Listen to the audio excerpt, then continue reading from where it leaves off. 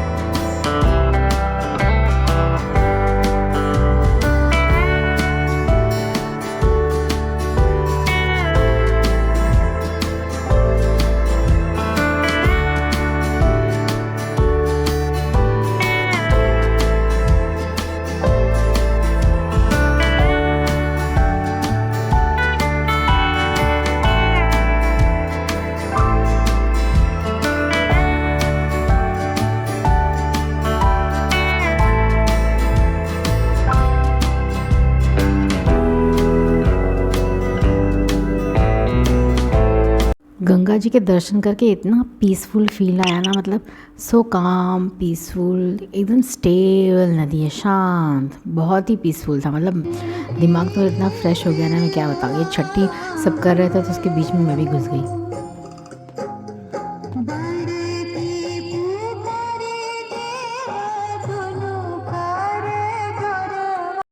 बस अब सब दर्शन वर्शन हो गया है, तो अब चलते हैं ऊपर की तरफ। कॉरिडोर से होते हुए, मंदिर से होते हुए निकलते हैं ऊपर की तरफ। रात में लाइटिंग करने के बाद और ही सुंदर लगने लगा ये जगह।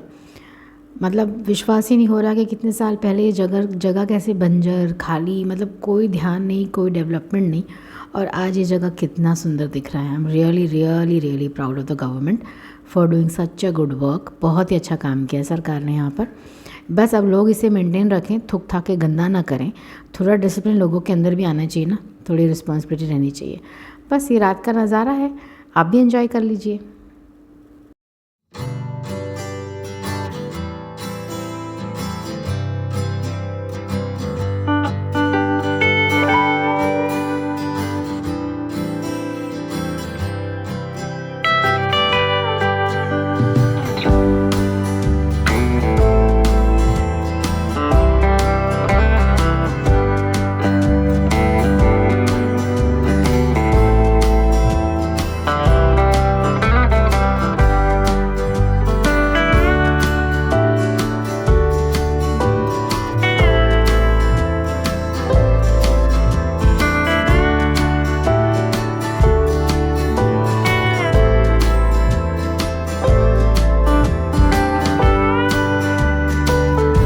विंध्याचल धाम से भी हमने चूड़ी ले ली, मतलब एक ही चूड़ी ली, और थोड़े से हमको चौका लेना था, चौका बेलन जो बोलते हैं वो लेना था, सिलबट्टे जैसे लेने थे, तो वो यहाँ पर चीप मिल रहा था तो हमने यहीं से ले लिया।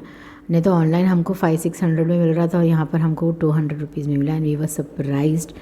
तो चलिए वो सब शॉपिंग करने के बाद अब फिर से हमने रिक्शा ले ली और अब होटल की तरफ निकल जाएंगे। तो होटल जाके खाना वाना खा के थोड़ा रेस्ट करेंगे, क्योंकि अगले दिन सुबह हमें निकलना भी है।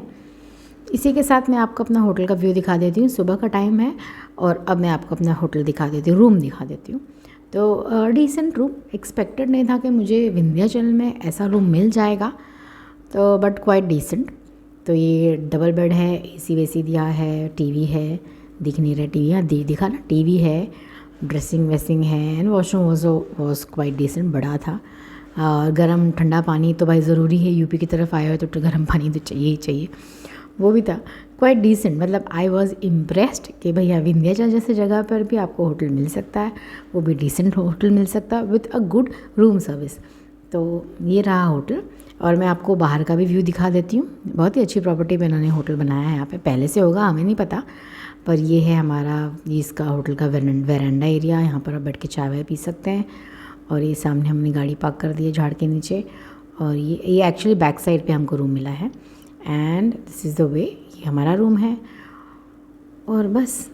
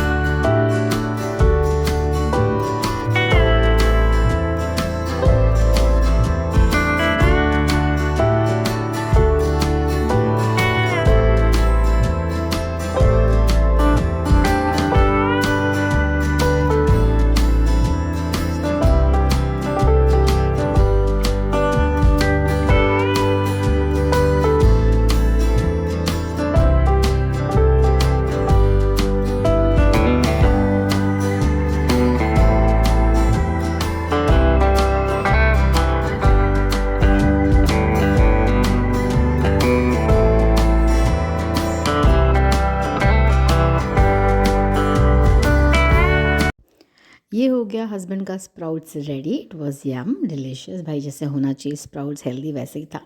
अब हम निकल गए यहाँ से, तो इलाहाबाद हम क्रॉस कर चुके हैं। इलाहाबाद के बाद एक घाट पड़ता है ड से, जिसका नाम है, आई एम सॉरी मैं नाम भूल रही हूँ, मैं नाम लिख दूँगी यहाँ पर। तो वो घाट थोड़ा सा टिपिकल है। वो घाट क्रॉस करने के बाद आगे की सफ़र।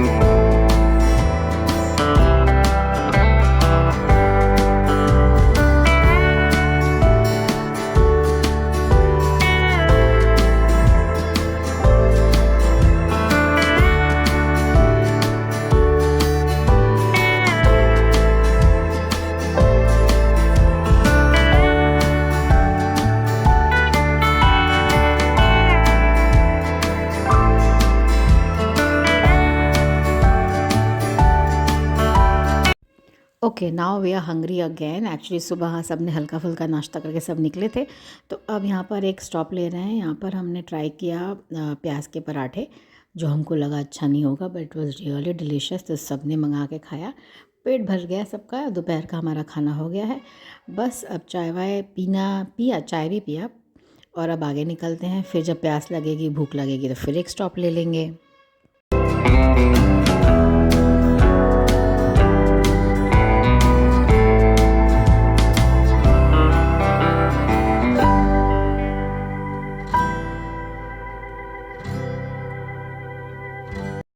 चलिए, तो आप काफ़ी देर ड्राइव करने के बाद रात हो गई, रात यानी कि शाम के 6 बज चुके हैं। तो अब सबको लग रहा था कि थोड़ा सा कड़क चाय चाहिए, तो जबलपुर के पास आकर हमको एक होटल मिल गया, ऑर्बिट करके नाम था। And we had soup and chai, कड़क जैसी चाय चाहिए थी वैसी चाय। एंड ये काफ़ी अच्छा रेस्टोरेंट था। वी वर लाइक अमेज्ड, क्योंकि हाईवे के ऊपर। एंड वी वर लाइक अरे वाह, बड़ा अच्छा जगह है। तो थोड़ा सूप भी पी लिया, चाय भी पी लिए, सब एक साथ पी पा के अब निकलते हैं। अब यहाँ से सीधा घर, बस ज़्यादा डिस्टेंस नहीं है जबलपुर से नागपुर का, तो सीधा घर की तरफ। और ये कैमरा के सामने मैंने बॉटल रख दिया, मेरा ध्यान ही नहीं कि मेरी रिकॉर्डिंग चालू है। My husband was like what is this, camera के सामने से बॉटल तो हटा लो। ये हमारा लास्ट स्टॉप था, बस अब इसके बाद सीधा हम घर पहुंच गए। होप आपको ये वीडियो पसंद आया होगा, और अगर आया है तो चैनल को लाइक शेयर सब्सक्राइब करते हुए जाइएगा एंड कमेंट करके बताइएगा। मिलती हूँ मैं आपसे अगले वीडियो में, तब तक के लिए स्वस्थ रहिए, मस्त रहिए, and thank you for watching Purvanchal tadka.